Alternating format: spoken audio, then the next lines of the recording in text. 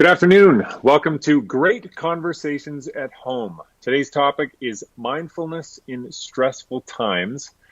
My name is Dan Riskin. I'll be your moderator.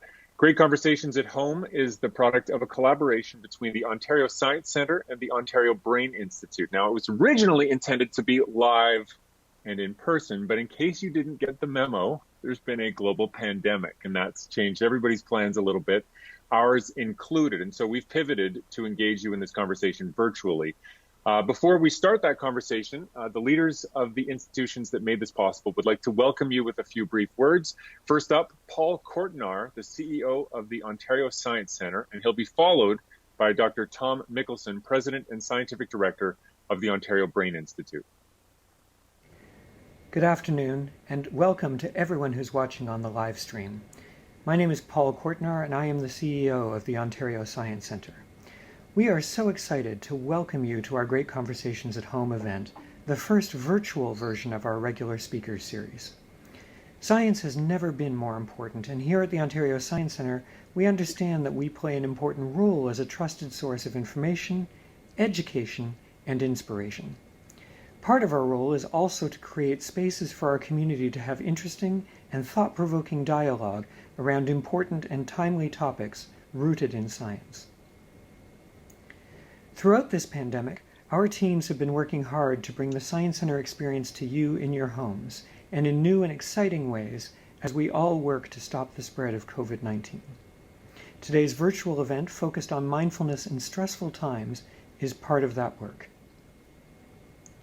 These are unprecedented times for everyone.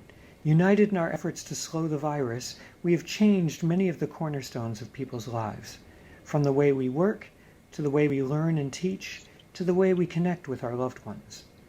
For those bravely providing essential services from retail workers to transit drivers, and of course our frontline healthcare heroes, this new world has created additional layers of challenges and worry for them and their families. We hope that our discussion today can provide some tools to ease some of that stress and anxiety, to make it a little bit more manageable.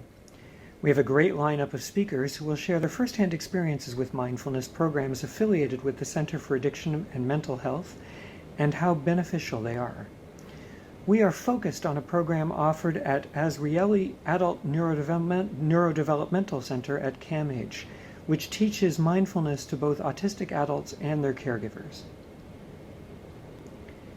And like with all our Great Conversations events, we want you to join in the dialogue and discussion. Our moderator today is Dan Riskin, evolutionary biologist and former host of the Daily Planet. Dan will share details on how to submit a question or comment once we get going. Even though we are together apart, I want to encourage everyone to participate to make the connection and ensure it will be a great, lively conversation.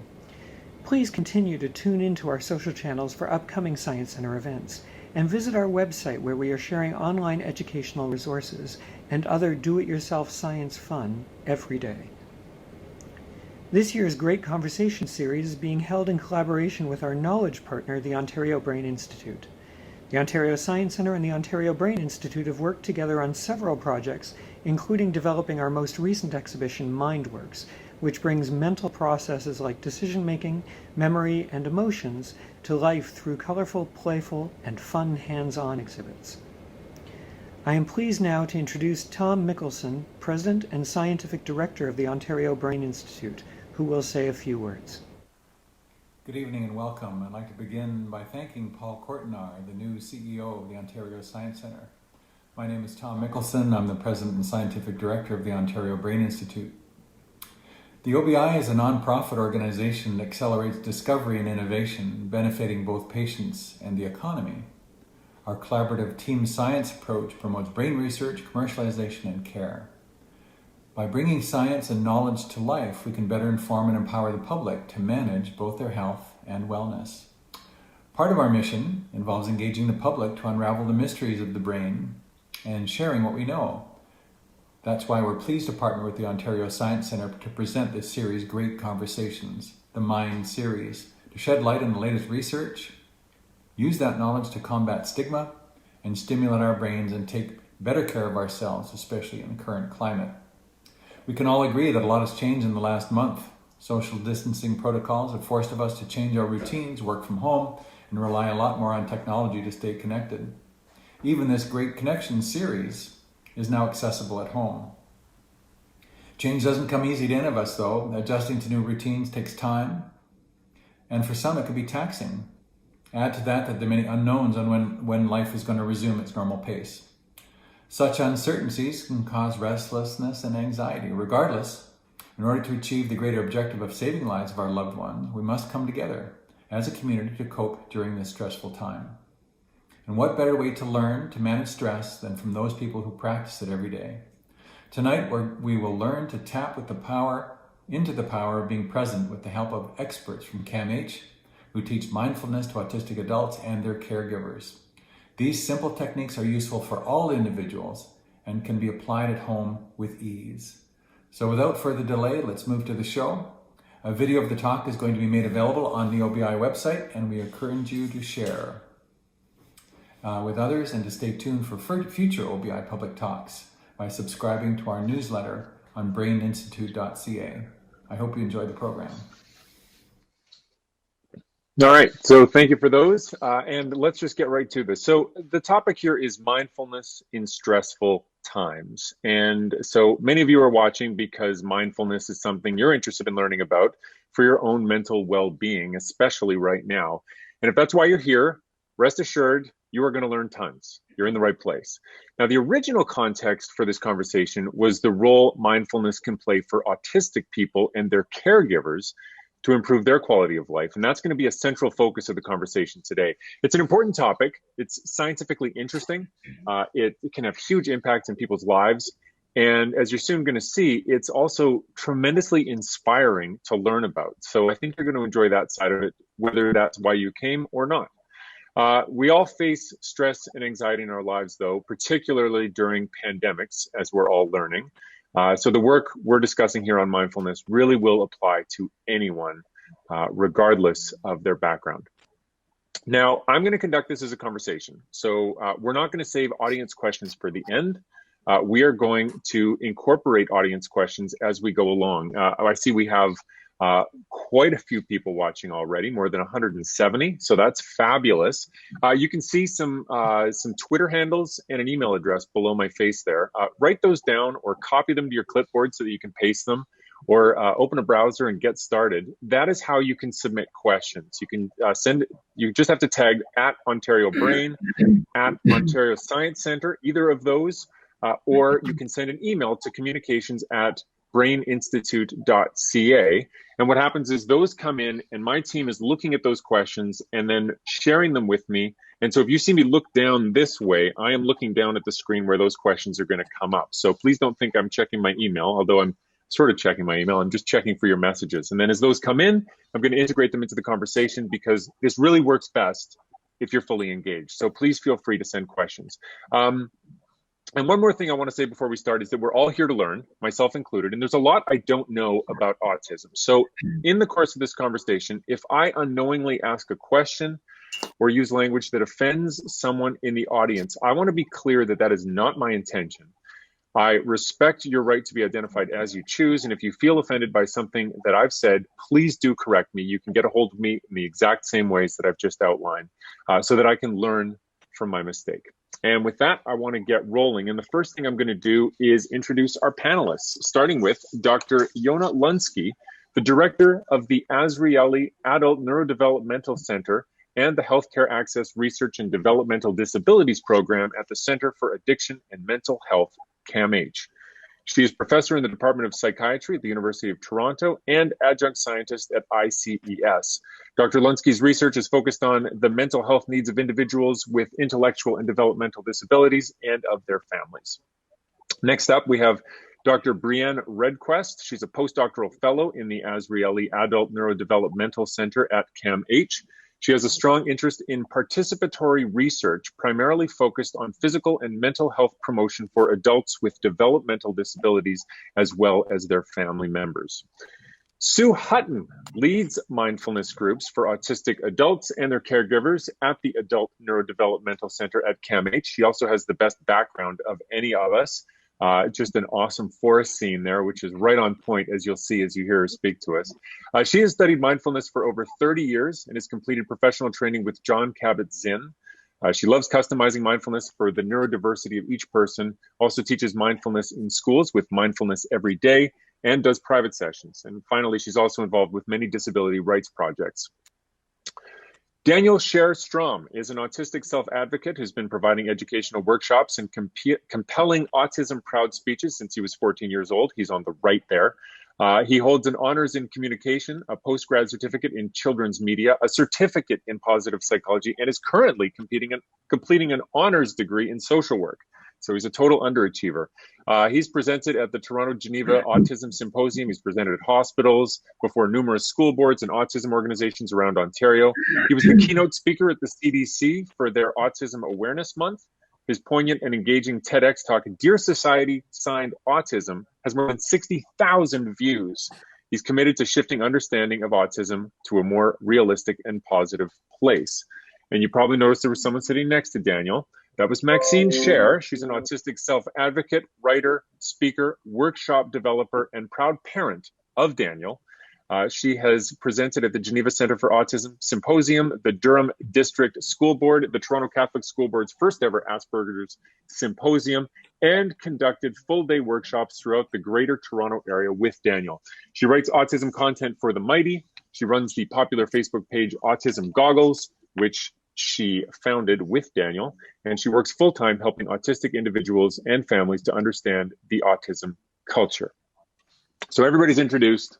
You've got a snapshot of everyone.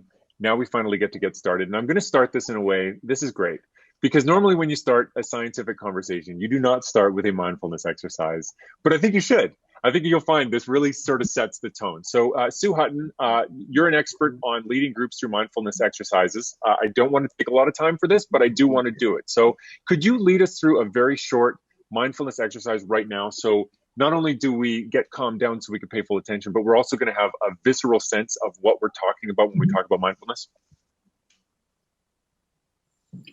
Absolutely, Dan. I'm really happy to. And I invite everyone to get into a position in which you're comfortable. You're probably sitting in front of the computer. If you're doing that, just try and have the body in a relaxed position. Okay, so sitting upright, this stuff is not rocket science, but we want to just bring our body to a position in which we're comfortable to pay attention. So what I'm going to do is lead you through a few different, very brief mindfulness exercises, because what we've really learned in our research in the autism community, we want to make sure that we're offering options for the neurodiversity of people's brains. Start off with tensing your body up. So just a good old tense your face, tense your shoulders, your arms, tense your fists, tense your buttocks, your legs, tight as you can, and release the body. Now take note of those sensations when you release, okay? Like to say mindfulness is coming to our senses. Do that again. Tense up the whole body and release and observe what the sensations feel like. What are those direct sensations like? That's one little way of tuning in. Another little way of tuning in, just put one hand on your chest, one hand on your belly. And now what I want you to do is wire your brain to be focused on nothing but the breath going in and out. So breathe in deeply and feel the belly expanding. And when you breathe out, just relax the whole body. Just breathing in and out through the nose. Do that just for 1 or 2 moments, just 1 or 2 breaths. Feel all your attention resting on nothing but the breath. Breath going in, breath going out. Rising, falling. Just see if you can focus all your attention there. Breathing in, breathing out. Very last little one. Take your hand, open it like a day flower opening under the sun. Close it like a day flower closes under the sun. So I want you to breathe in and out. And this is the last one we'll do, and we'll get on with our talk. So open your hand, breathe in. Flower opens to the sun. Close your hand, breathe out. Do that for 3 full breaths, paying attention to the unison of your breath and your hand movement. Give that a shot. 3 breaths. Breathing out. Breathing in, belly expands. Breathing out, body relaxes.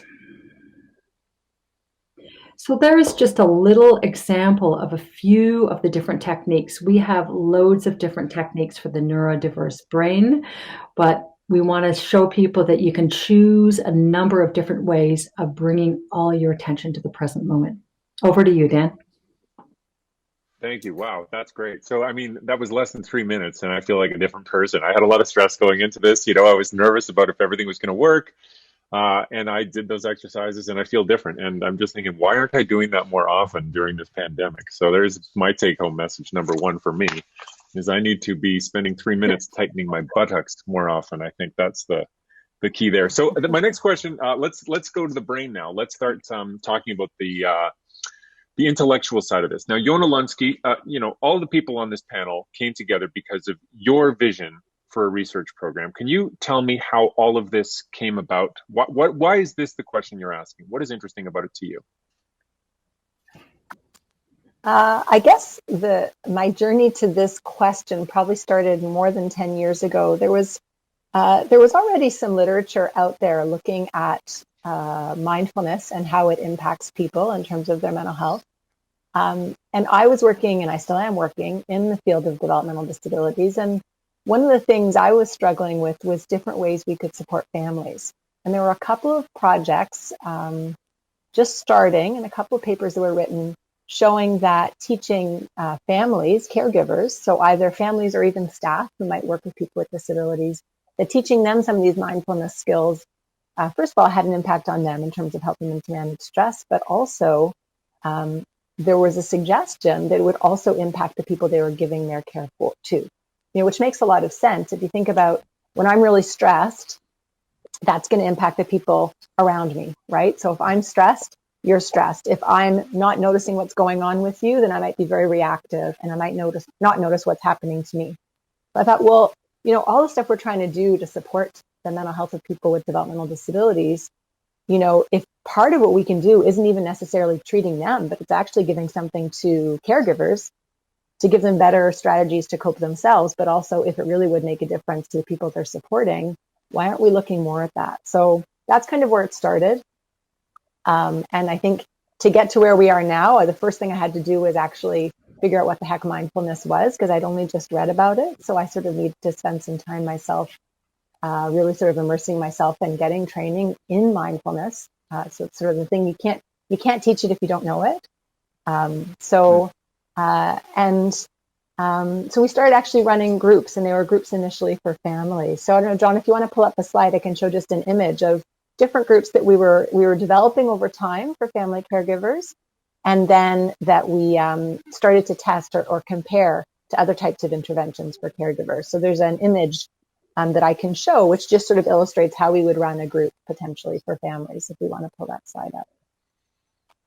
And if not, I can just talk about it. I'll see if John's got it. I'm not sure if that slide is going to appear. If it does suddenly appear, then we'll know that we can. And if it doesn't, we'll know. There we go. So that's just a nice example of bringing together. I think the earlier work on mindfulness was still, even when we think about disability in general, we think about parents of young children, but caregiving is a lifelong activity, and so that's just parents of adults with people with different types of developmental disabilities, including autism, participating in a mindfulness group. And Sue, in fact, was one of the leaders of that group. So that was kind of where we started. We tried to create a program for family caregivers. And we actually kind of compared how those families did in that kind of program versus a program where they would be just getting support and information about services and resources and that kind of thing. And so that would be the next slide. And it's just an example of one study where parents were sort of randomly assigned. You could be in a support group, you could be in a mindfulness group. And parents were interested in both things. In fact, some parents are more interested in getting information. We often want to know stuff. If we know stuff, we can do things better. But what we found here is it was actually the parents in the mindfulness groups that showed reductions in stress and in sort of depressed mood. And that also over time, they sort of maintained those changes. Whereas parents who did the support and information group, they liked it, they enjoyed it, but they didn't really show changes in terms of their own mental health. So we kind of went from there to thinking about how do we start to offer this a bit more broadly to families who maybe can't go to a group like this in downtown Toronto, who are in different places.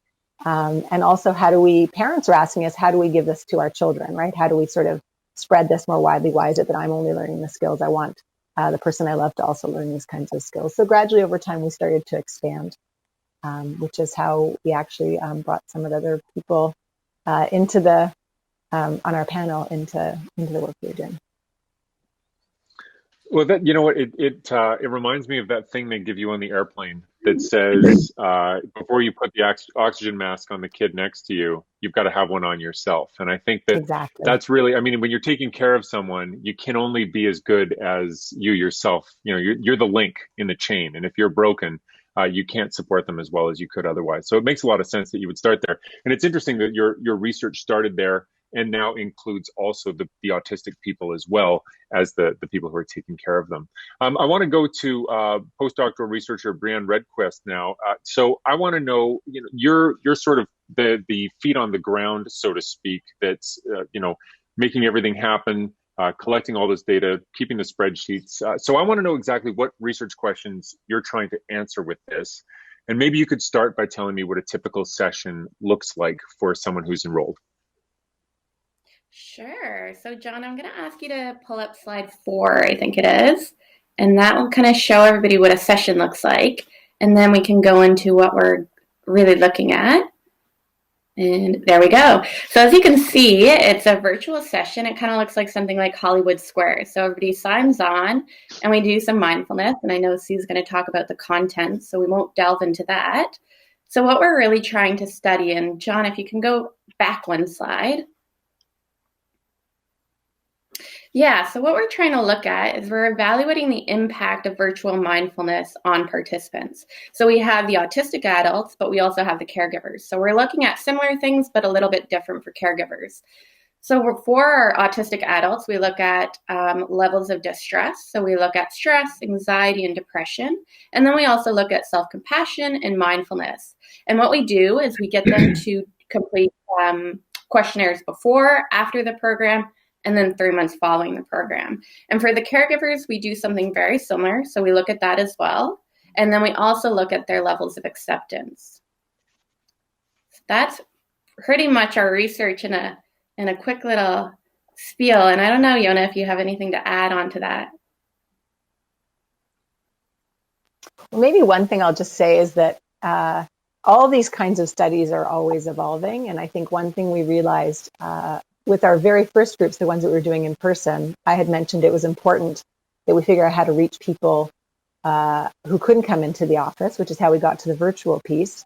But the other really important thing, and we'll hear from Danielle and Maxine about it after, is we realized if we want to make these groups work, we have to recognize the expertise that families and autistic people or people with other developmental disabilities have themselves. If I want to make a group for you and you're not me, I have to look to you to find out how to do that. And so we started to implement not only trying to make things virtual and more accessible, but also how do we really do this working in partnership with people who would be receiving the groups. So that's a big part of our evaluation as well, I think, is what is the experience like? Right. So I guess, yeah. So just to put to make it clear, you guys were living in this virtual space before it was cool. I mean, everybody else is doing it now because they're sort of stuck with it, but you were using this, online platform as a way to reach your audience because that was a way that was more convenient for a lot of people. A lot of autistic people maybe aren't comfortable coming into a unfamiliar setting, and so this is a much more convenient method for them to receive the treatment. And it's also for a lot of people just the logistics of getting to the same place at the same time might just be overwhelming. So that's one side of it. But then just to follow up on what Yona just said, there's also the side that autistic people know very well what autistic people will benefit from. And so one of the things with this program is you have advisors. And so let's turn to Daniel now. So Daniel, Cher, Strom, you know, as Sue has said, you act as an advisor in these sessions. So you're there with people receiving one of these online sessions. You're there while Sue is giving those mindfulness exercises. What kinds of feedback are you giving to Sue and to the rest of the team based on those experiences? Sure, thanks, Dan. So basically, as an advisor, my expertise is certainly not the mindfulness itself. That we have Sue, who is fantastic at that. But for me, my expertise is that I'm a social worker. I mean, an adult with autism who is earning a social work degree at the moment, and who, frankly, has my own share of anxieties and things like that. And so what I can bring to this, and I was delighted when they asked me and Mom to come on board, is the how to adapt that type of learning and practice for an autistic person. For instance, people with autism, for instance, often take language literally and might not sometimes understand metaphors, and there can be a lot of metaphor in the language used when delivering a mindfulness exercise. So I can, when I'm talking with Sue afterwards, I can say that was fantastic exercise. I might recommend maybe we can just explain that metaphor at the end so people understand what's going on, things like that. So I just help to make it more understandable and as well as just how it feels from the autistic perspective. Daniel, what's an example of a metaphor that Sue might use with certain audiences that might not fly as well with an autistic audience? Well, for instance, there are many exercises where you are, say, told to leave your body, for instance. You're not necessarily going to be literally doing that, or at least you should be doing that on camera. We can all marvel. But we understand the metaphor that you're just going to feel like you're sort of lighter than air or something like that. So what we would recommend is we say, so I'd like you to imagine that you're leaving your body right now. And I don't mean that literally. I just mean if you could just imagine that you have no weight and that you are floating. So it would be a thing like that. Great. Yeah, it's so helpful, and it's so interesting to try to imagine another person's perspective in that way. And I can imagine that there's with a mindfulness exercise or a lot of just in a conversation like we're having right now, there are a lot of assumptions about what the other person's perspective are that might not hold. So Maxine, since we have you right there in front of us, I want to ask you. You're also an advisor, but you're thinking about the caregiver's perspective. So can you tell me about the kinds of challenges that an autistic person has where mindfulness might be especially helpful, maybe even more helpful than for other members of the population at large? Well, I think that's a fair assumption, because autistic people do experience high levels of anxiety compared to the general population. I just want to point out that autism is not a mental illness or a mental defect. It is just a unique way of learning, interacting, and experiencing the sensory environment. But if you are raised in a world that has little time, patience, or understanding of that, you may grow up being constantly corrected, always feeling out of sync. You may feel overwhelmed by your sensory environment. And so for a number of reasons, individuals with autism often develop anxiety.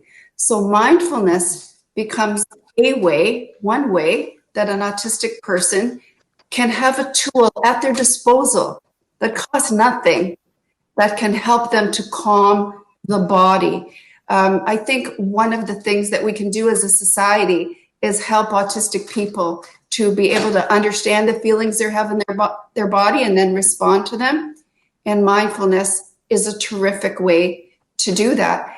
If you think about, many individuals with autism have difficulty with life skills and with social communication. So asking for help, even if one communicates with spoken language. And so a program like this that allows you to learn a tool that costs you nothing. You don't have to take a transit. You can control your sensory environment. It's perfect. It is a perfect thing to learn and see if it works for you. That's great. And so, that I imagine can be true for just about anyone. So let's talk about mindfulness as a strategy. Yona originally had said a little bit about how she, in her experiments, was seeing a significant difference between caregivers who were getting mindfulness tools compared to caregivers who were just getting other kinds of support, and that was lasting. But I want to go to Bree now and ask, there are a lot of people watching right now, whether they're on the autism spectrum or not, who have had a rough couple of weeks and are feeling pretty stressed out. We all did a mindfulness exercise at the beginning. I certainly felt something right away, but there's always the fear that that's placebo. So what do the data say? What do we know from the scientific literature about what mindfulness can do? And just to put it in a perspective, if you can compare it to if there was a pill that could do that, how would that compare to other pills you can take? Sure. So it's tough to answer that question because we are at different stages of our research. But what I will share is some feedback that we've gotten from our participants. And John, if you can pull up the last slide that I sent to you, we can kind of delve into that and share what we're hearing from people. Let's see if that's slide. There we go. So I think what we hear is, regardless, even though it's over technology, people feel like they're connecting with one another. So we hear from the caregivers that they appreciate interacting with other caregivers that are also experiencing struggles. And from our adults, we hear the same. They hear that they feel this sense of normalcy that they don't typically feel because they're around other autistic adults. And then with regards to the technology, we see both sides. We see the benefits, but we also see the challenges. So the benefits that we kind of see is that, first of all, you can connect virtually and feel that connection, but also it reduces the stress of transportation. It also reduces that stress of interacting one-on-one. But then, like I said, we see challenges. So some challenges would be using software. Trying to sign on can be difficult, or internet connectivity. I'm sure a large share of, or a large bunch of us have probably had some internet problems with a lot of people signing on. So that's also something we see. And then, of course, the mindfulness techniques. So we hear that people are also benefiting from those. So just some feedback that we got from our autistic participants is that they like that they can be accessible, that they're individualized, they're short, and there's a ton you can choose from. So that's kind of as far as we get with research right now. That's great. And so, but in the context of the mindfulness, I mean, people have been meditating for thousands of years. People have probably been meditating since before they were people, and yet it feels like the scientific community has been sort of it's like a little bit got going in the 60s, and then we backed off on it, and it feels like there's a bit more of a resurgence now. But what do the data say? I mean, do mindfulness exercises have a significant impact on the quality of life for people? Does it really work? Sure. So I think that there's research out there to support that it definitely reduces stress, anxiety. It helps with depression. And I know Sue, I'm going to let Sue answer some of this because she has a really good study about the frontal cortex lighting up. And she says it so much eloquently than I would. So Sue, I'm going to pass this one on to you if that's okay. Yeah, go. Sure. Well, I wish I had the image that I like to share in the groups that we do, which is of a monk in Richard Davidson's lab. So Richard Davidson, the neuroscientist who really has been leading the forefront of doing that kind of deep neuroscience research with mindfulness. The Dalai Lama actually asked him if he would really specialize on researching the brain in positive states and mindfulness. So what Bree's talking about is Myanmar. There's a monk that you see him with all the EEGs on his head being studied, and they had him practice one of the techniques that we do in our groups, loving kindness, an exercise where you're focusing on compassion for yourself and others. And the left prefrontal cortex became so active in that research that the people in the lab actually thought there was something wrong with their equipment. They looked at the monk and they thought that he had moved because it looked so closely in the left prefrontal cortex. And then they said, okay, wait, check it again. He meditated again. And sure enough, that was the part of the brain that was becoming really active during that meditation. So it's so nice with our groups too to talk about that research and then do the actual practices that we know were done in those studies. Yeah, Sue, I have to imagine that as somebody that leads these exercises, you have to sort of go with your gut about whether it's working and, you know, the conversations. But it must be very gratifying to have data start coming out and be able to say, look, that EEG, it shows a difference. See, look, when we compare these two groups, we see a difference. And I noticed your name was one of the authors on that scientific paper that Yona showed. So you're right in there with the science. You're seeing these results. Does that change the way that you feel about these exercises and their efficacy? I can't even begin to tell you. And that's really Yona bringing me in. I am not the one crunching the numbers and doing that sort of data analysis. But in terms of working with this team, it's so uplifting to know what a difference it's making. And Yona is amazing at reminding us we need to stick to the facts with our science. There's lots of other research that Brie was alluding to that's been done since Jon Kabat-Zinn basically popularized mindfulness-based stress reduction. So, you know, as long as I've been meditating, there have been research studies that have been conducted that are looking at, like Brie said, you know, stress, anxiety, looking at rumination, looking at all kinds of different health related to mindfulness.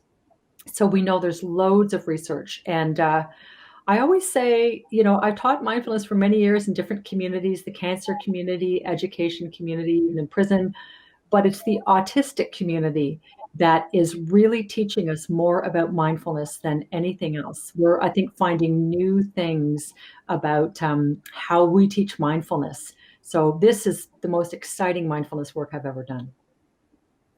Well, that's great. And I'm so happy that you're getting as much out of it as you are. That's the best. I mean, that's what's great about a good scientific question for me, at least as a scientist. That's always been the fun part, is how you grow as a person by learning about stuff. And I'm really pleased to hear that you're having that experience. And we have a question actually that's been submitted. So before I ask this question, I just want to remind people who are watching this wherever you are, presumably at home. You're supposed to be at home.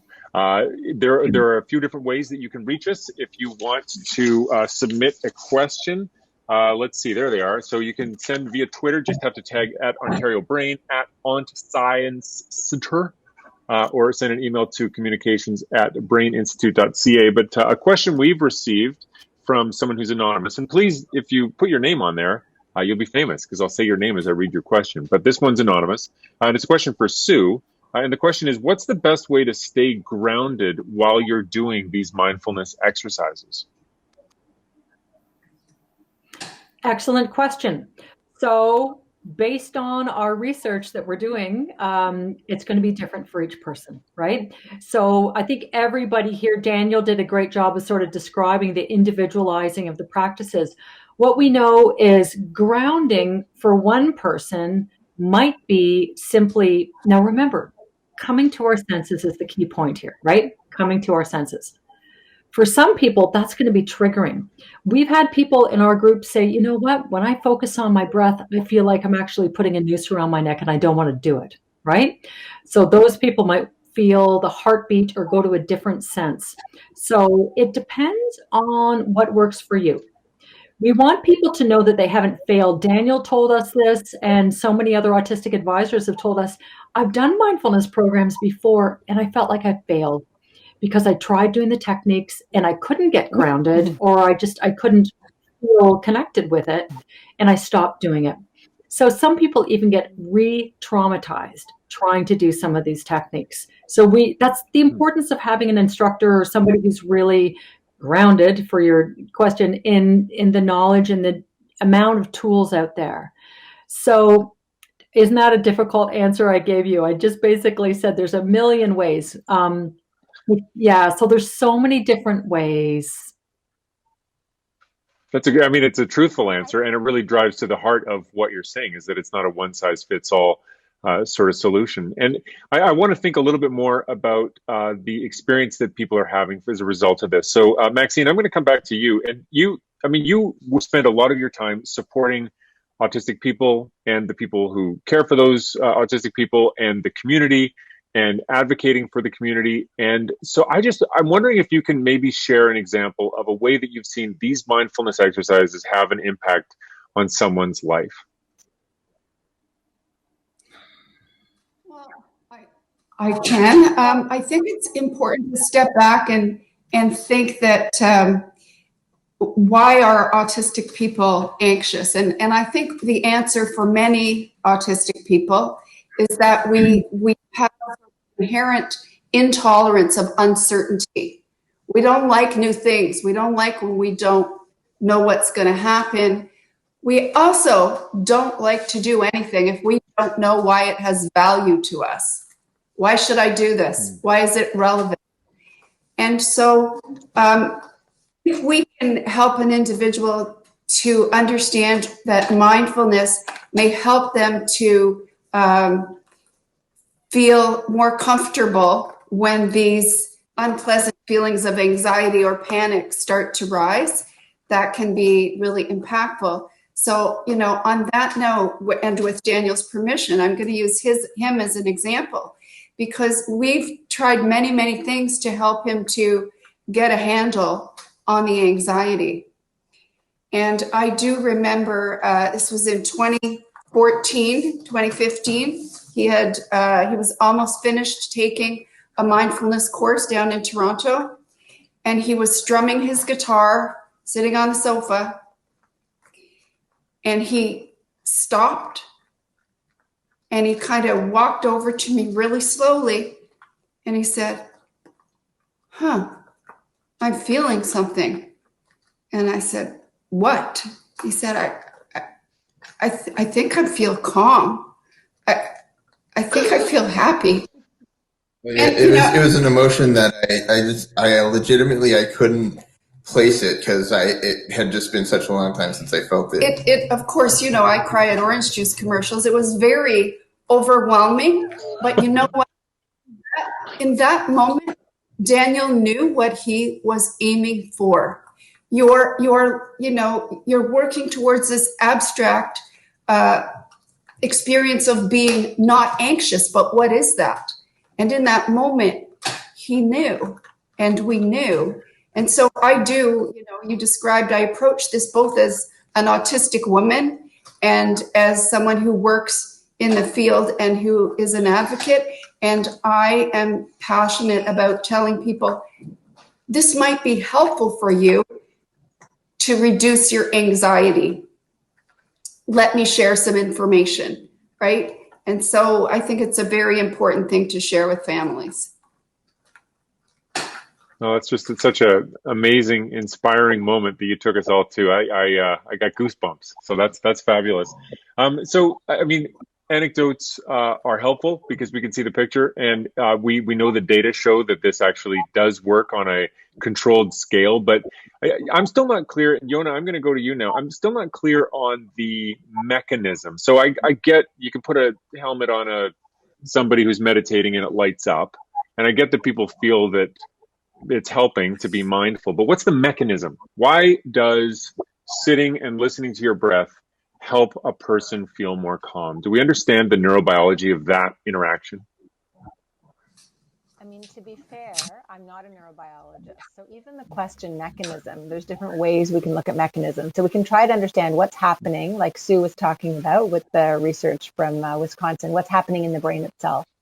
We can also step back and think what's happening in our behavior that changes. So sometimes I use the metaphor of if I was an athlete, and I'm not, and I really hurt my knee, I would want to know that my knee was in pain when I started to either do some exercise or walk, because if I didn't know that my knee was in pain, I could cause some damage, right? Which would have some long-term effects. So mindfulness, in terms of a behavior sort of mechanism, mindfulness is sort of stopping and noticing or being aware of what's happening. And it could be being aware of the pain in my knee. It could be being aware of a certain emotion or my breath or thoughts that are just like racing through my mind. we spend so much of our time being not mindful, right? And ignoring all those things. So if I ignore my knee, I can damage it. If I ignore my emotion, right? Or I ignore some thoughts that are telling me something important. If I don't notice what's happening with my child right now, all those things will, I'm gonna react in a way without noticing what's happening. So I would say on the behavior level, what's happening is that being present and being aware now allows me to make a choice, right? So there's a pause. There's a pause before I react to my spouse or my child. There's a pause before I decide that I'm going to do something or I'm not going to do something. And I now have a choice of what I'm going to do. I can also shift my attention. So I can have my attention on these thoughts and I can say, oh, those are thoughts. Ah, okay. Now I'm going to go back to my breath. So I can change where I am, right? But if I'm not noticing anything, then I'm just going. And especially right now with all the stuff going on, we're all just going, right? And so things can go wrong, I think, if we're not aware. So I don't know if that helps answer your question, that's so Dan, helpful. but... Yes, it's a great answer. Sorry, someone else was trying to get it. Right. Can I add to that? Oh, you go ahead. I think there's a bit of a lag. So real quick, Daniel, I want to hear from you. So can I just real quick to add to what Yona said, and then I'm sure Daniel will say something much more brilliant than me right after. So we also talk about this. When we are wiring the brain by bringing our attention back to a focal point, right? At the beginning, we just focused on sensations in the body, tensing, relaxing. And then in the end, we'll do a little closing focus. But what we're doing is rather than letting our attention dance off with thoughts of anxiety in the future or dance off thoughts of depression in the past, we're just wiring to come back to one focal point. And while we're doing that, we're exercising the muscle of being in the present moment and not getting pulled off into anxiety and depression. So neurons that fire together, wire together. I love that. Neurons that fire together, wire together. So the more we can just be in that calm, we are getting those neural pathways to remember that state of calm rather than being in a state of anxiety or worry. Because if we're worrying all the time, we become experts at worrying, and that's the pathway that gets strengthened, right? So that's a little bit to add. But I'm sure Daniel's got something far more brilliant than me. Daniel. Well, I was actually thinking along those same lines, just to put it sort of in the simple terms that I think of this stuff in, as someone who's not a researcher or anything. I think from my experience, when people do mindfulness, they're either, for most of it, they're either doing it to help with anxiety or depression or both.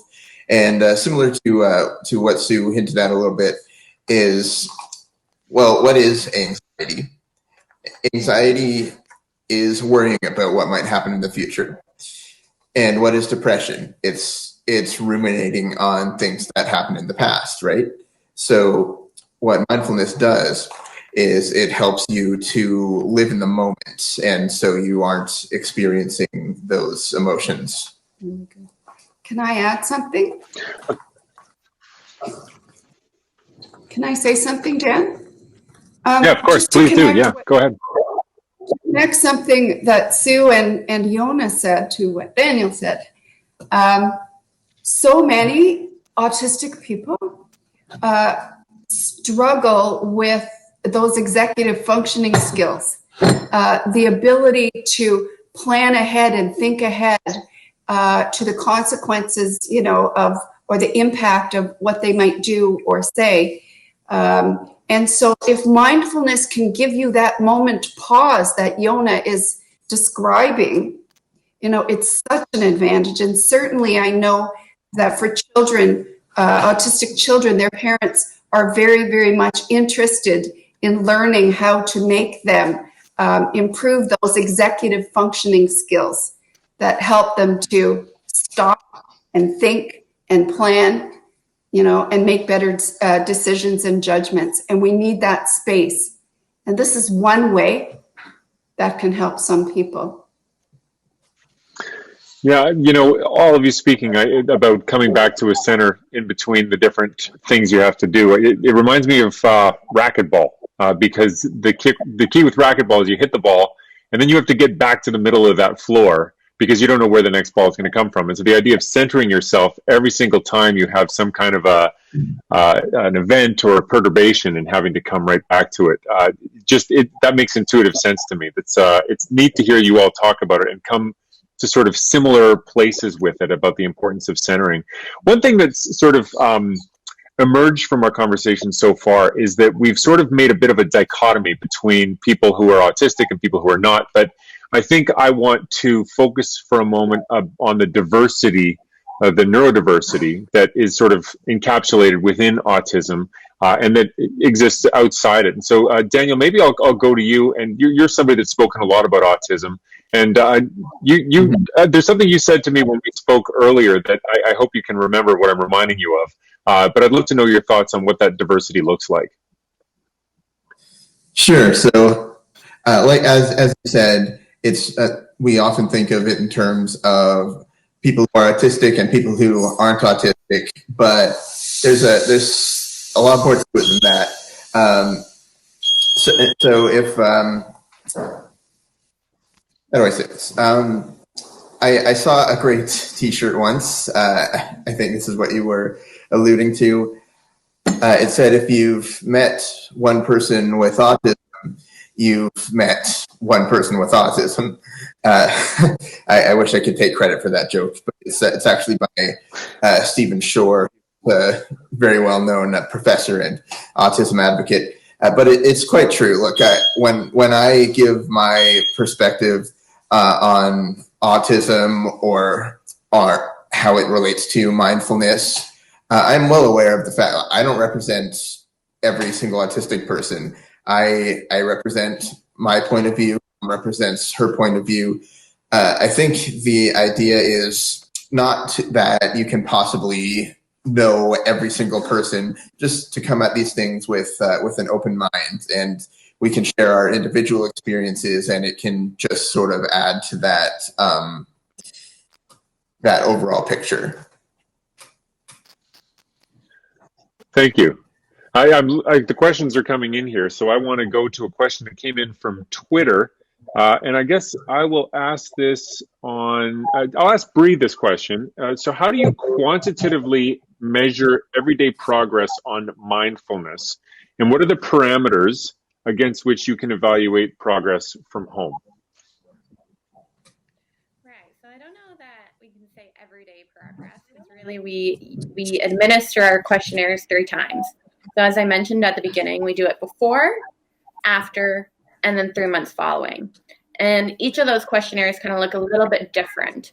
And sorry, not the questionnaires that we deliver each time. They're all the same. But the questions that we ask focus on different things. So we focus on depression, we focus on anxiety, we focus on stress. And so for an example, a question that we might see on that questionnaire would be,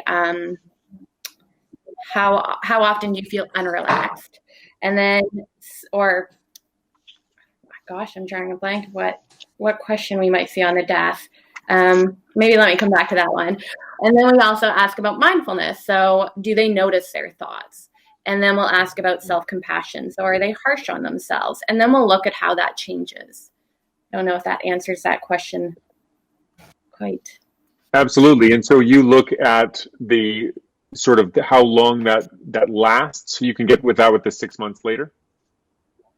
Right. So we look at scores. So a higher score on the DAS would indicate higher rates of depression, stress, and anxiety. And then we look at that after the mindfulness to see if that's changed at all. And then we'll also look at it follow-up to see if it's been maintained. And so the sessions are just a few weeks, and then you're talking about 6 months after. So this is something they did half a year ago, and they're not doing they're not logging in and doing anything with Sue anymore. It's 6 months later. Are they still carrying any of these tools, and are they still making a difference in their lives? And you're finding that they are making a difference? Yeah, so I think we're at different stages in our caregivers. We definitely see a reduction in stress, depression, and anxiety, and we see that that's maintained, so that's fantastic. We also see improvements in self-compassion and mindfulness. And with our mindfulness for our autistic adults, we're still in early stages. We are seeing some reductions, but we just got to get our sample a little bit higher before we can say anything with confidence. Sure, I won't hold you to it until the press release comes out. Go ahead. One interesting thing I was thinking too, well, is in terms of the question, it seemed like they also were wondering almost like on a daily basis, how do I see if this is changing over time, right? And I think it might be very individual. I mean, we could say, well, why don't you administer this measure of, mindfulness that has 20 items and see what your mindfulness score is each day. But the truth is, all of our mindfulness scores change each day, right? There are some days where, frankly, I'm feeling more present and mindful than others. And it's very much influenced by what's going on that day, how I'm feeling physically, all kinds of things. So we're looking for like larger patterns over time, recognizing that for different reasons, it may change for different people. But I think some people like this idea of having an anchor or a way of kind of checking in with themselves, even on a daily basis, to kind of see where things are at. But the questions we ask, so I might have a great 20-item measure. Maxine and Daniel can comment on this. Autistic people didn't write that measure. Right? So I've got all these great items that we decided capture mindfulness. Well, maybe they do, maybe they don't. So I think in terms of the progress Bree was talking about, we still have to figure out for each person how we would measure what we're talking about. And Daniel might come up with the very best way to measure something for him. And it won't be matched by my measure that I insist on giving everybody that maybe I wrote. Right? So I think part of what we're doing by even studying this with different groups of people is we're learning about what it is that we're studying. So it's almost changing as we study it, right? And so the questions we need to start asking, sometimes, you may not find a change in something. You say, well, that must mean this doesn't work. It could be, but it could also mean you didn't have a very good, a good measure. So I think we have to keep in mind when we start to apply something from one group to another group, we also need to learn about how to best measure it. And I think that only changes sort of over time as we figure these things out, which is why I think research is so iterative, right? Like you can't design the study and say, this is what I'm going to be studying for the next 10 years exactly like this. Because if you do, you're going to be wrong, right? So some people say you got to fail faster, right? Like get it wrong, learn why it was wrong, and then figure out a different way to study it. And I think we're learning as we go with this that, I think probably over this next year, we're actually going to change how we're measuring some of these things and come up with better ways to measure them through the work that we're doing and through discussing things with Daniel and Maxine and other people who are working with us. So, but I guess for that one person's question, I would say you've got your own way to market for yourself. If that works, that's probably a good way to measure it for now, in addition to broader indicators. It's so daunting. I mean, when you teach an undergrad in science how to do an experiment, you say, okay, you got to get it down to one variable. You got to make it as simple as you possibly can so that you can get your results. You got to know what your statistical test is going to be before you design the experiment. I mean, the whole thing, complex things are like the enemy. They are so tricky. And yet here you are just wading hip deep in complexity, and where you don't even know exactly what the metric is going to be to see things out the other side. I'm excited to say that we're getting a lot of questions now. People are really engaging. So let's just, if we can, please put those ways of contacting us back up on the screen, just so I can remind people how they can connect with us. You can connect to us via Twitter, or you can connect to us via an email address. So on Twitter, you just have to tag @OntarioBrain or @OntScienceCenter. Ontario Science Center, of course, or you can send an email to communications@braininstitute.ca.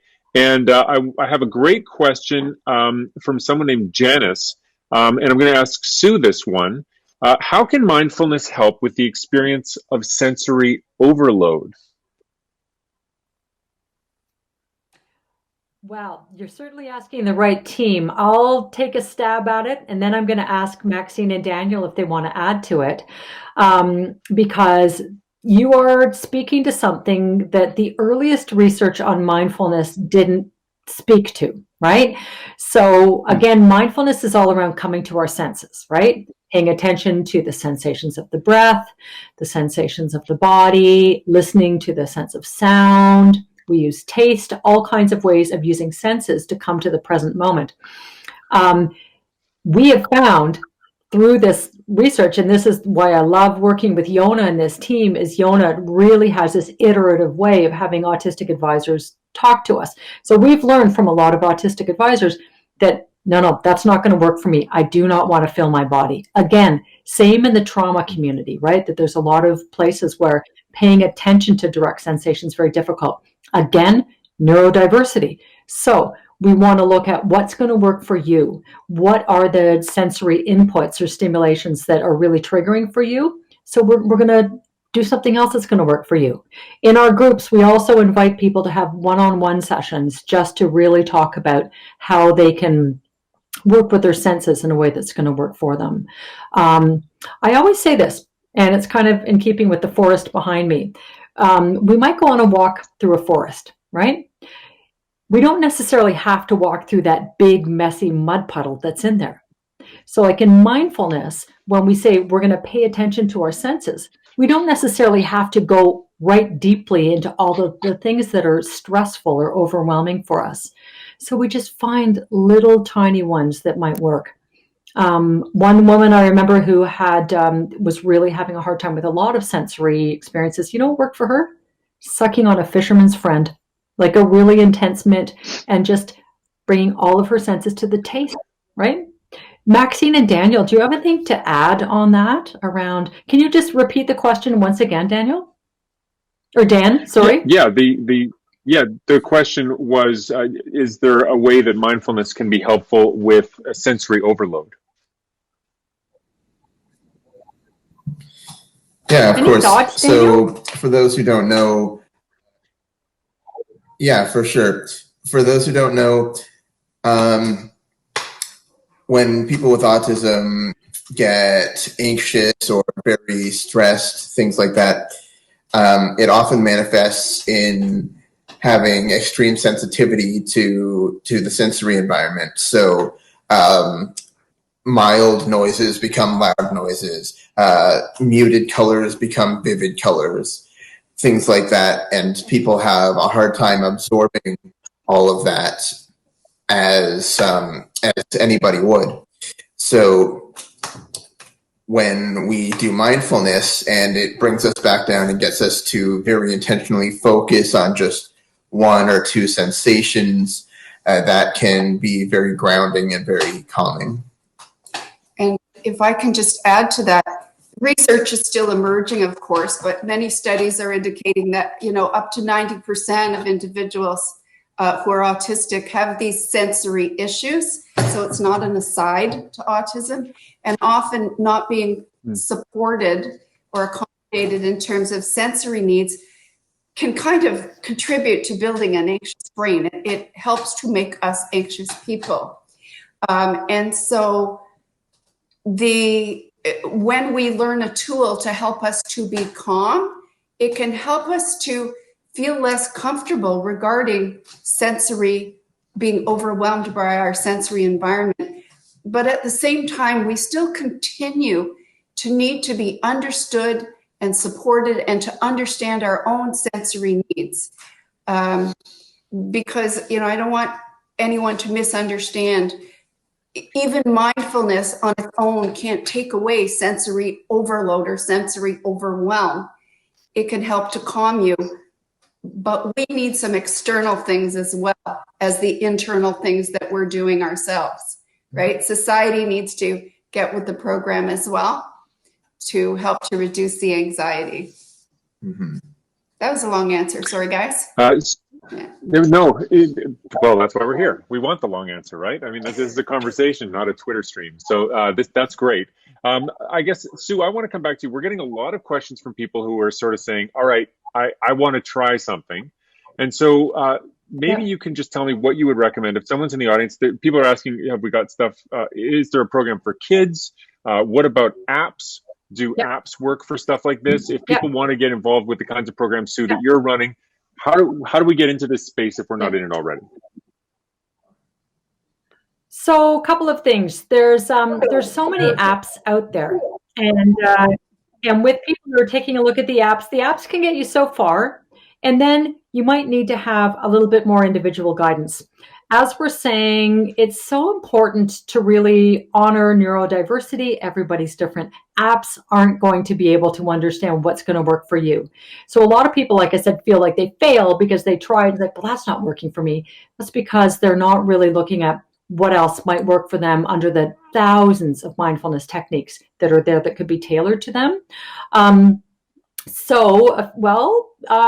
mean, there's so many different programs. There are kids programs that are out there. We can guide you to some of those, and get in touch with us. We're offering, and this is a great time because we're offering through the Azrieli Center, we're offering open sessions on Mondays and Tuesdays that people can come and participate in. That's wide open for the community. I've got links up to those on my website, and then the H-Card website has those. So you can get a taste tester of some of the stuff with us on Mondays and Tuesdays. And you say those are open to the community, but to what community are they open? Are they open to everyone? Are they open to autistic people? Are they open to caregivers of autistic people? Or is it really just anyone who's interested at all? Thank you so much. So yeah, Monday is caregivers. Tuesdays is autistic adults in the developmental disabilities world. And then on Friday evenings, I'm also offering something that's wide open to the whole community right now. And like there's just a couple taste testers right now, but there are so many different programs. Really research it. Because you don't want to do a program and then you feel like you fail, right? Doing something where you've got a relatively new instructor who perhaps isn't as rooted in the traditions, and they try and force somebody who's not going to be cut out for the body scan. And then somebody has an adverse response to it, right? So you have to just be careful. Yona, you talked a little bit about the fact that you have to sort of fail early, fail fast, and then iteratively change your questions and ask them differently. I wonder, how has your perspective on mindfulness and autism, what's changed for you? What have you learned? What have been the most striking take-home messages for you that have surprised you? Well, in terms of mindfulness, certainly, I was trained in mindfulness-based stress reduction, as Sue mentioned, through John Kabat-Zinn. I was trained in mindfulness-based cognitive therapy, and they're really interesting programs. Most of the studies I was reading initially said, you should do, for example, an 8-week course. You should have a full-day silent retreat. It should be like this, right? And I was starting to feel kind of nervous with one of the people who was sort of mentoring and guiding me, Zindel Siegel. I thought, he's going to hate what's happening to our groups because we're not following the cookbook, right? We're not doing the things we're supposed to be doing. And it was really comforting when he kind of said, actually, that's fine, right? Like the whole idea behind this is you have to find fit for a group. So I think I've learned, both from so many of the families that we've worked with, and now more recently with working with autistic adults, maybe it has to be much shorter. If it's working, maybe that's what we're looking for, right? Maybe maybe if this is, first of all, it doesn't work for everyone. There's no treatment that works for every single person. And mindfulness is the same thing. The skills that we're teaching may have appeal for some people at certain points in their life. If it does, great. I'm glad you discovered it. If not, I hope you didn't invest $1 million in 5 years to figure that out, right? So have a sense of how this can be helpful to you and take the parts that are helpful. So I think we're learning, there's different ways we can offer things. We've learned tons around technology. So now everyone is forced to go virtual, right? But like you said, we were trying things virtually. We started doing our virtual groups probably about 2 years ago. We learned something really interesting in working with autistic adults is that, not everyone is so comfortable speaking, for example. But if you use this kind of technology, you can say your answer as part of a group, but you can also chat your answer. Right? So one person who feels kind of stuck or tongue-tied, if they have to say how they're feeling, really benefits from being able to type how they're feeling. Someone else really wants to say it. One person really likes seeing all the people's faces and watching what's going on.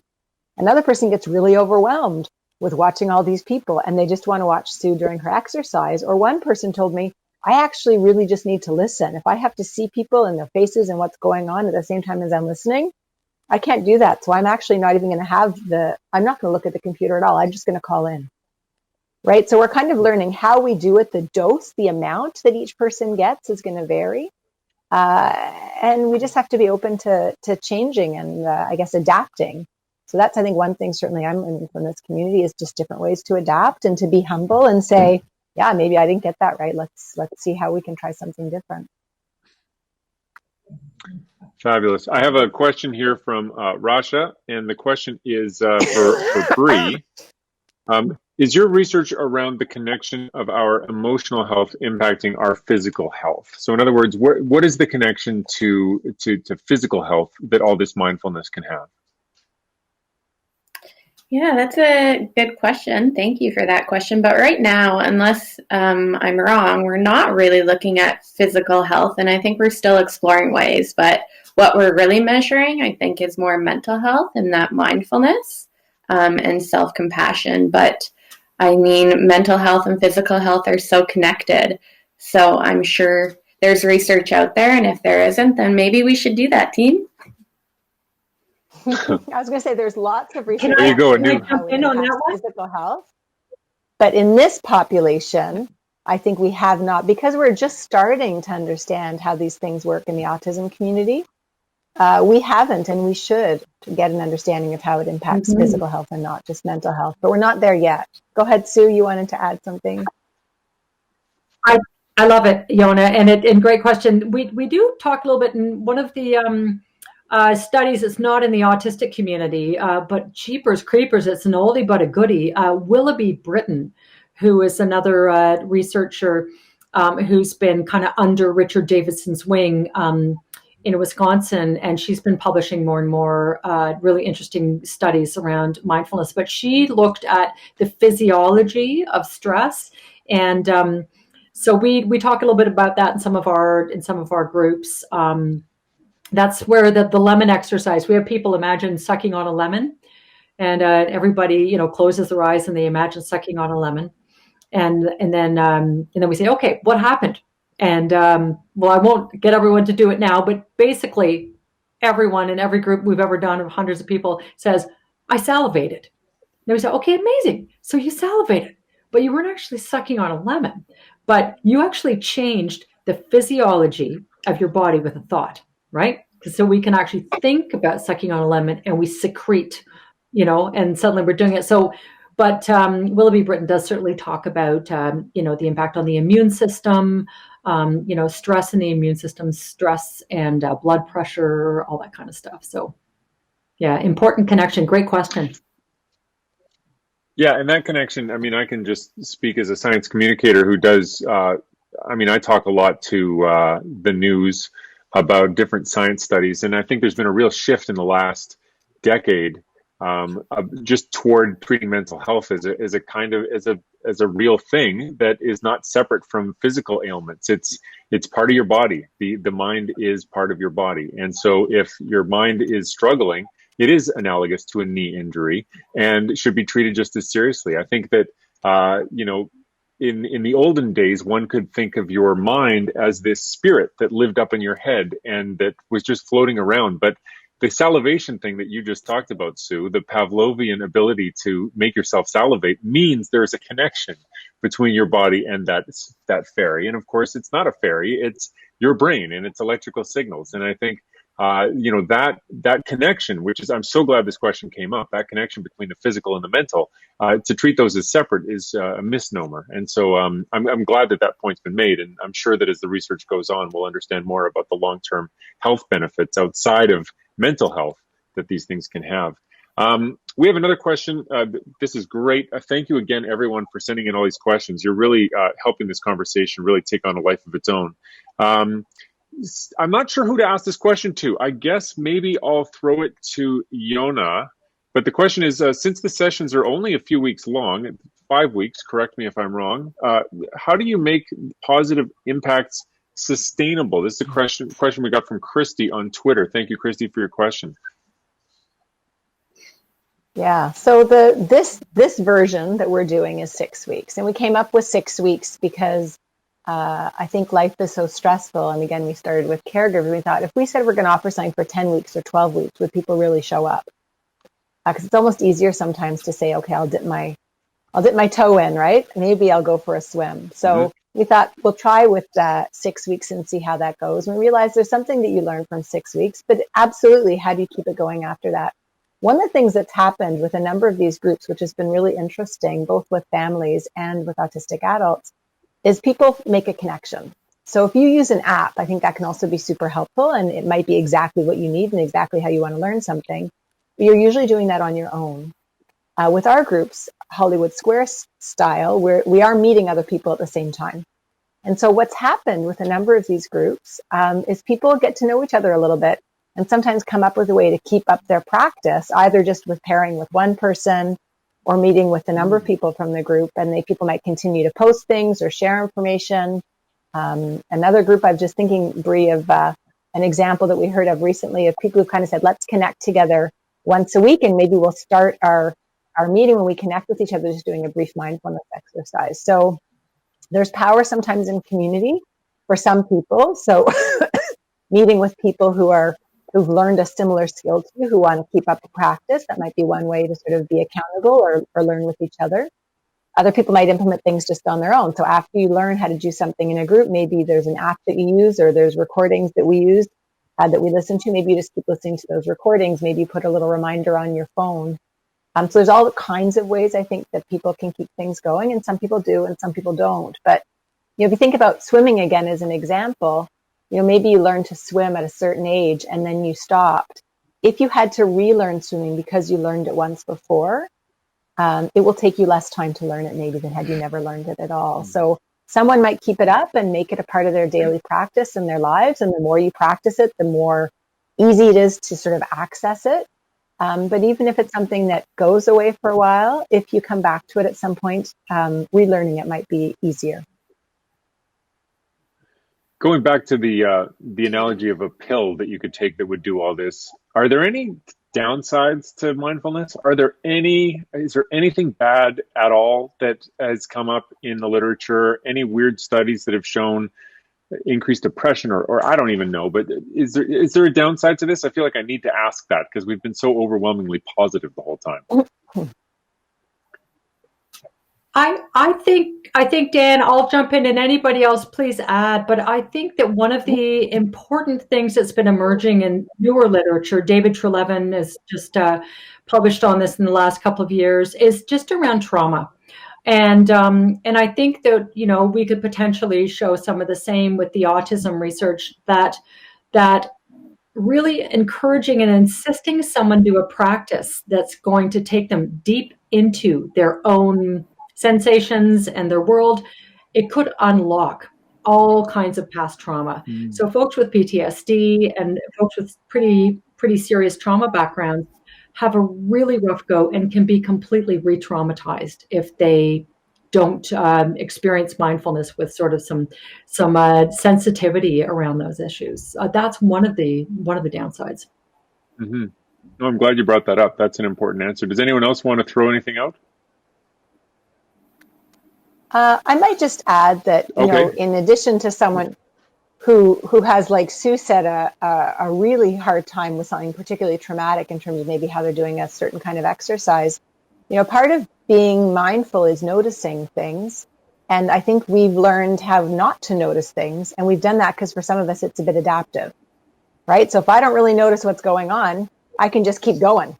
And that works for a certain amount of time. So practicing something like mindfulness, it's not this like beautiful, blissful thing where like, oh, wow, I just did a meditation and I feel so good. Like sometimes you notice, I don't feel good at all. My mind was so busy, or, oh my gosh, my breath, or like, so sometimes you might actually find it a bit distressing to be in your body in that way. And that's, again, I say, well, that's not necessarily like, if it's really, really upsetting and traumatizing, that it's very concerning. Maybe it's not the right thing you should be doing. But if you're just noticing that something's not quite right, I kind of go back to the knee analogy. We have to notice the pain in our knees so that we move our leg differently. And noticing that I'm very distressed right now, or noticing just how fast my heart beats sometimes, is still an awareness. Maybe I'm going to do a practice where I'm going to shift from noticing that to noticing something else. So I'm noticing my thoughts, and the way I'm feeling right now, it's not great. Can I go back to how my feet feel sort of touching the floor, right? So can I shift my attention from one thing to another? But I think it's wrong for us to think that just learning something like mindfulness, it doesn't equate to feeling good. It equates to feeling aware and feeling present. And sometimes feeling present isn't necessarily lovely, right, in that moment. And maybe that's okay, because like right now, some things are going on and they're not lovely. So That's a great point. I'm really glad you made it. And I think for a lot of us, in our houses, this is a difficult time for a lot of people. A lot of people are feeling a lot of stress, and that might be what comes up for them doing these mindfulness exercises. And so it's good to have a sense of what to expect in that department. We only have a little bit of time left. It's gone by so fast. We were planning to finish this about 10 minutes from now, 11 minutes from now, and I wanted to finish by giving everyone a sort of chance to have a last word. So I'm going to ask each of you in turn to just think about what the message is that you want this audience to take home about mindfulness. I'm going to let each of you say a few words. And because I'm obsessed with how fun it was to start this off with a mindfulness exercise, we're going to go back to Sue and finish it with a mindfulness exercise at the end, which I encourage everyone to stick around for, because I think it's just going to set you out into your day just a little bit differently as we come out of here. So maybe, Daniel, I'm going to start with you and just ask, now that you've got everyone's attention, what is it about mindfulness? What is the message that you want this audience to take from today? Well, again, I think that, first of all, I think it's just a fantastic tool, or else I certainly wouldn't be endorsing it. But I think that this all goes back to one phrase that I like to use a lot, that the autistic community likes a lot, and so do a lot of other marginalized groups. But the phrase, nothing about us without us. So what that means is communities who have historically experienced oppression, or have been part of a minority that haven't had their voices heard, a lot of the time when trying to help them, people who aren't in that group will just kind of go about their day and say, this is what will help. But you don't have the autistic voice at the table, so you don't necessarily know that. So I just think that it's great that Yona and Sue and Bree had this idea to make sure autistic people were on board this project in order to best serve our community. And I also just want to say something I just want to get in before we end here. It's kind of interesting that we're having this talk on mindfulness in stressful times, because we're talking about anxiety and things like that for people with autism right now.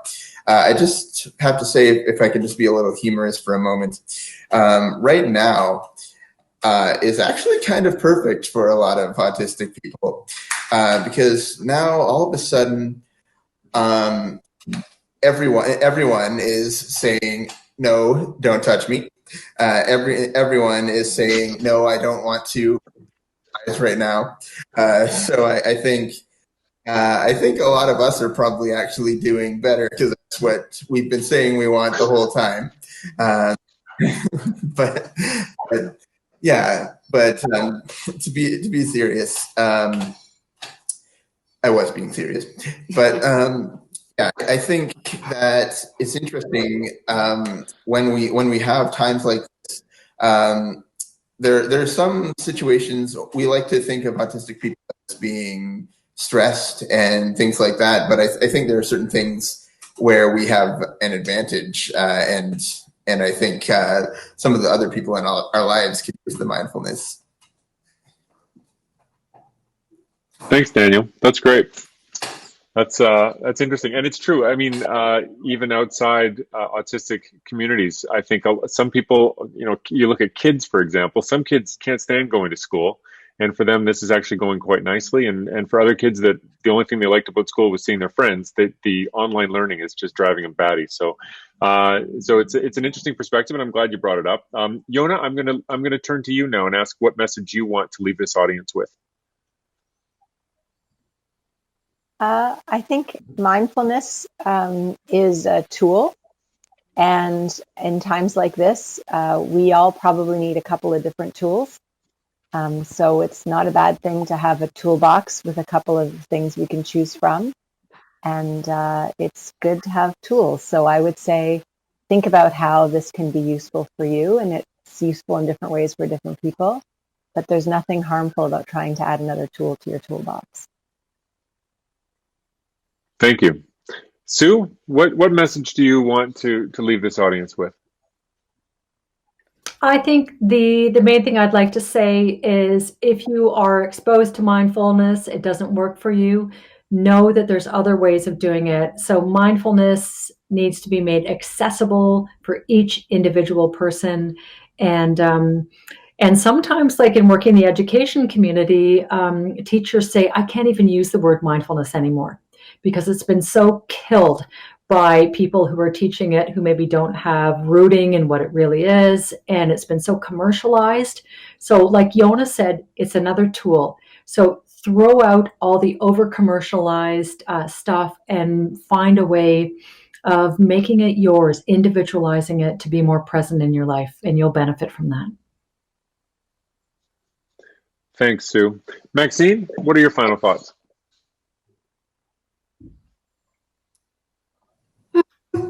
If it's okay, Dan, I'd like to kind of direct my final thoughts to any autistic people who are watching. And I'd like to say to those people, mindfulness has the potential to help you to have some control over those awful feelings of anxiety, for example, in your body. And mindfulness is an exercise. The more you do it, the better you may get at it. And, you know, Sue or Brienne or Yona would be able to speak to the studies, but there are some studies that say your brain actually changes and you are more able to become calm quicker if you practice mindfulness on a regular basis. I would say that it is very relevant to us. It can help us. We can stop looking outside of ourselves for something to help us to not feel afraid.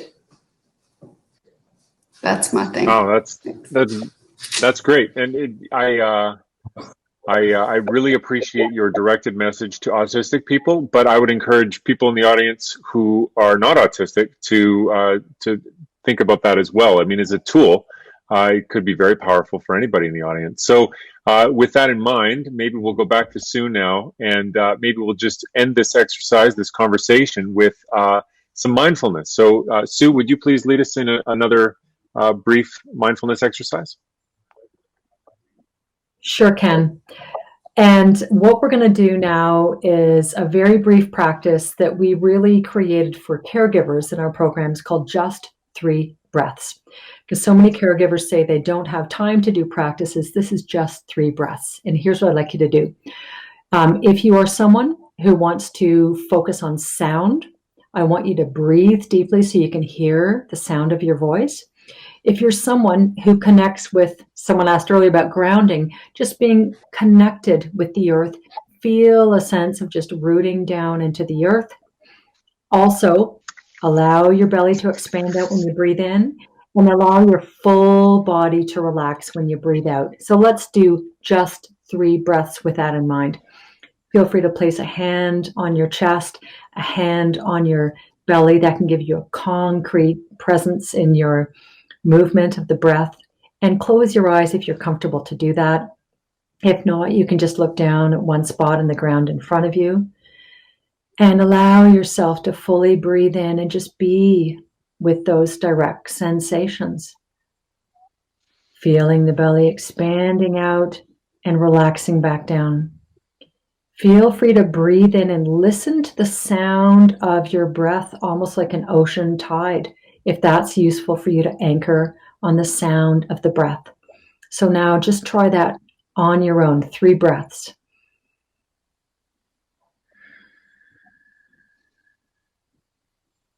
Just wiring your brain back to the sensation or the sound, the present moment. Breathing in what you need,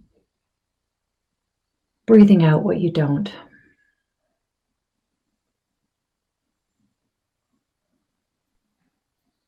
Back over to you, Dan. That's great. It's working on me, and I wish you'd come to my house around 7 p.m. so I could get my kids to go to bed, because that kind of calm is something I'm trying to get out of them at bedtime, and man, it just doesn't happen. So I'm leaving another one of our conversations with more ideas of tools. So anyway, I want to thank you, Sue, for that exercise. I want to thank our panelists, Dr. Yona Lunsky, Dr. Brienne Redquest, Sue Hutton, Daniel Cher Strom, Maxine Cher, for your generosity, for your insights, and for a great conversation. I want to thank the Ontario Science Centre and the Ontario Brain Institute for coming together to make this happen. And a huge thank you to a wonderful, engaged audience. We could not get to all the questions that came in, but it was such a treat to have just really insightful, great questions just popping up as we spoke. I hope you got a lot out of this, and I hope that you walk away from this feeling like you've just got a little bit more than you did an hour and a half ago in terms of tools that you can use. And the last thing I'll say is that this virtual conversation was a bit of an experiment. And so we may do more in the future, but in order to know if that's worth doing, we need to know what worked, what didn't work, what needs to be improved. So you can let us know. There is going to be a link on screen as we finish up here, and a QR code, and those will give you the information you need for how you can reach us to tell us what your thoughts are. And if you enjoyed it, please do tell us. And if you felt like we could have done a few things better, then let us know, because that's what we're trying to do. We're trying to make something that people find useful. So I'll leave it there. Thank you, everyone. And most importantly, stay well in these difficult times. Thanks a lot.